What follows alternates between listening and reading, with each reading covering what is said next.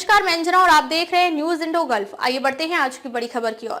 क्या है इसरो का मिशन स्पीडएक्स, जिसके लॉन्च होते ही इन देशों की लिस्ट में शामिल हुआ भारत। जाने खासियत। सोमवार की रात इसरो ने एक बार फिर से इतिहास रच दिया है। श्रीहरिकोटा से PSLV C-60 रॉकेट से 2 छोटे स्पेस क्राफ्ट लॉन्च किए गए। भारत इस मिशन की सफलता के बाद अमेरिका, रूस और चीन के एलिट क्लब में शामिल हो जाएगा। इसरो के इस मिशन का नाम स्पेस डॉकिंग एक्सपेरिमेंट यानी स्पीडएक्स है। यह मिशन भारत के लिए अंतरिक्ष मिशन के लिए मील का पत्थर साबित होगा। इसरो ने एक बार फिर लंबी छलांग लगाई है। इसरो ने अपने नए मिशन PSLV रॉकेट के जरिए किए जाने वाली अपने स्पेस डॉकिंग एक्सपेरिमेंट को सफलतापूर्वक लॉन्च कर दिया है। लॉन्चिंग ठीक रात 10 बजे श्रीहरिकोटा से की गई है। इस मिशन का नाम स्पीडएक्स रखा गया है। क्या है स्पीडएक्स मिशन? इसरो ने स्पीडएक्स मिशन के तहत 229 टन वजन के PSLV रॉकेट से 2 छोटे उपग्रहों को प्रक्षेपित किया है। ये उपग्रह 470 किलोमीटर की ऊंचाई पर डॉकिंग और अनडॉकिंग करेंगे। इसरो ने लॉन्चिंग के बाद दिए गए एक बयान में कहा कि यह मिशन भारत के अंतरिक्ष मिशन के लिए मील का पत्थर साबित होगा। इस मिशन में 2 उपग्रहों को अंतरिक्ष में परस्पर जुड़ा और अलग किया जाएगा। इसरो के अधिकारियों के अनुसार इस मिशन की सक्सेस भारत के आगामी मिशनों चंद्रयान 4, खुद का स्पेस स्टेशन और चांद पर भारतीय यात्री का पैर रखना जैसे सपनों को साकार करेगी। इसरो ने कहा कि PSLV रॉकेट में 2 अंतरिक्ष यानी स्पेस क्राफ्ट A यानी SDX-01 और स्पेस क्राफ्ट B यानी SDX-02 को एक ऐसी कक्षा में रखा जाएगा जो उन्हें एक दूसरे से 5 किलोमीटर दूर रखेगी। बाद में इसरो मुख्यालय के वैज्ञानिक उन्हें 3 मीटर तक करीब लाने की कोशिश करेंगे, जिसके बाद वे पृथ्वी से लगभग 470 किलोमीटर की ऊंचाई पर परस्पर मिलकर एक हो जाएंगे। इस प्रक्रिया को डॉकिंग कहते हैं। इसके बाद इन दोनों उपग्रहों को अलग यानी कि अनडॉकिंग भी किया जाएगा। अंतरिक्ष की दुनिया में अपनी बूते डॉकिंग अनडॉकिंग की तकनीक को अंजाम देने में सिर्फ रूस, अमेरिका और चीन को ही महारत हासिल है।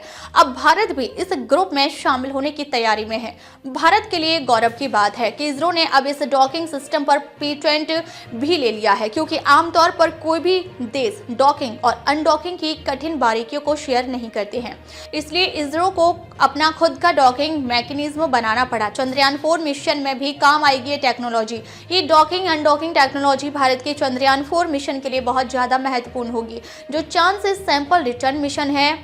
फिर भारतीय अंतरिक्ष स्टेशन बनेगा, तब धरती से कई मॉड्यूल्स को ले जाकर अंतरिक्ष में जोड़ा जाएगा, जो 2040 में जब एक भारतीय को चांद पर भेजा जाएगा और वापस लाया जाएगा, तब भी डॉकिंग और अनडॉकिंग एक्सपेरिमेंट की जरूरत पड़ेगी। ये डॉकिंग अनडॉकिंग एक बहुत ही पेचीदा काम है। अभी तक केवल रूस, अमेरिका और चीन ने इसमें महारत हासिल की है। अब भारत ने भी इसकी ओर अपने कदम बढ़ा दिए हैं। अमेरिका ने की थी सबसे पहले डॉकिंग। अंतरिक्ष में सबसे पहले अमेरिका ने 16 मार्च 1966 को डॉकिंग की थी। सोवियत संघ ने पहली बार 30 अक्टूबर 1967 को 2 स्पेसक्राफ्ट अंतरिक्ष में डॉक किए थे। चीन ने पहली बार स्पेस डॉकिंग 2 नवंबर 2011 को की थी। आसान भाषा में समझे डॉकिंग और अनडॉकिंग की प्रक्रिया इस मिशन में 2 स्पेसक्राफ्ट शामिल किए गए हैं। एक का नाम है टारगेट यानी लक्ष्य है, वहीं दूसरे का नाम चेजर है यानी पीछा करने वाला। दोनों का वजन 220 किलोग्राम है। PSLV C-60 रॉकेट से 470 किलोमीटर की ऊंचाई पर दोनों स्पेसक्राफ्ट अलग दिशाओं में लॉन्च किए जाएंगे।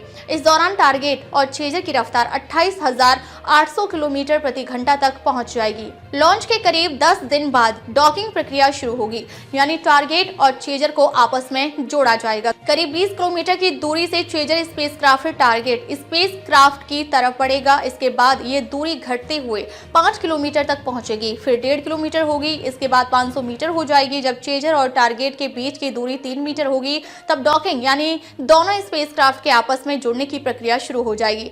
चेजर और टारगेट के जुड़ने के बाद इलेक्ट्रिकल पावर ट्रांसफर किया जाएगा। इस पूरी प्रक्रिया को धरती से ही कंट्रोल किया जाएगा। इसरो के लिए ये मिशन एक बहुत बड़ा एक्सपेरिमेंट है, क्योंकि भविष्य के स्पेस प्रोग्राम इस मिशन पर टिके हैं।